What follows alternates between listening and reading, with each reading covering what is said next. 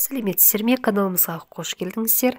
Шашыңызды өзгертіп жаңартқыңыз келеді, бірақ оны химиялық қосылыстары бай бояумен жарақаттағыңыз келмейді, иә? Табиғи бояғыш қына мен басманы қолданып көріңіз. Басма керемет қасиеттері бар табиғи бояу.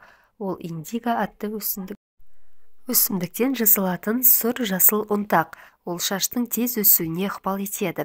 Оны ішінен берік қылады, табиғи жылтыр береді. Сондай-ақ басма шаш тамырын мықты қылып, қайызғақтан арылтады. Бас теріңіз химиялық бояуларға тым сезгіш болса, басманы қолданып көріңіз. Басманы қынамен бірге қолдану керек. Басқа жағдайда шашыңыз жасыл болып қалады. Сондай-ақ басма шаш тамырын мықты қылып, қайызғақтан арылтады. Басманы қынамен бірге қолдану керек. Басқа жағдайда шашыңыз жасыл болып қалады. Табиғи басма мен қынаны қолданып, шашты қара, қоңыр түстердің түрлі реңктеріне бояй аласыз. Қына өсімдіктен жасалатын табиғи шаш бояуы. Үй жағдайында қолдануға да болады.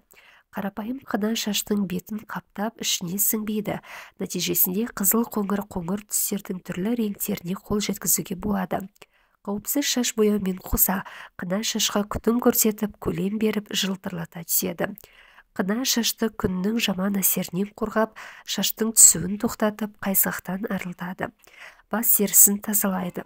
Табиғи қынамен шаш бояғанда бояудың қандай болатындығын дәл айтуға болмайды.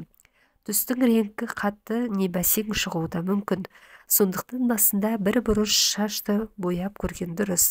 Құрамында бояғыш қына, сусабындар мен басқа да арнайы бояғыш құралдар қолданғанда абзал.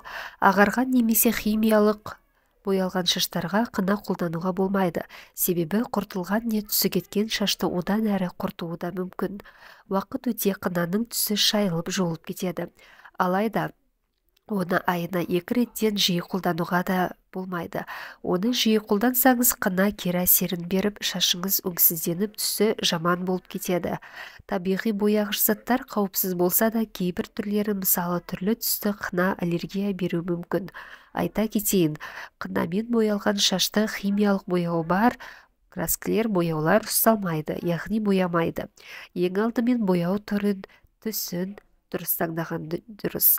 Табиғи немесе химиялық бояу ма? Соны анықтап алған дұрыс.